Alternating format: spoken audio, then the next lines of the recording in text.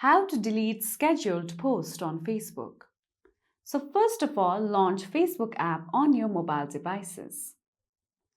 Make sure that you are logged on to your account, and once you have already scheduled your post, what you can do is you can simply tap on the hamburger icon at the top left. Then go ahead and tap on your page profile. Once you come to your page, simply tap on Manage Posts. Then over here you will be able to find your scheduled post on Facebook. Tap on any scheduled post you wish to delete. Now from here what you can do is tap on the three dots icon and simply tap on the option of delete. Now tap on delete on this pop-up.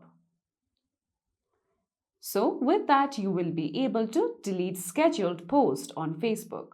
This step is only applicable for Facebook pages. So you can only schedule and delete a post on your Facebook page and not through your personal account.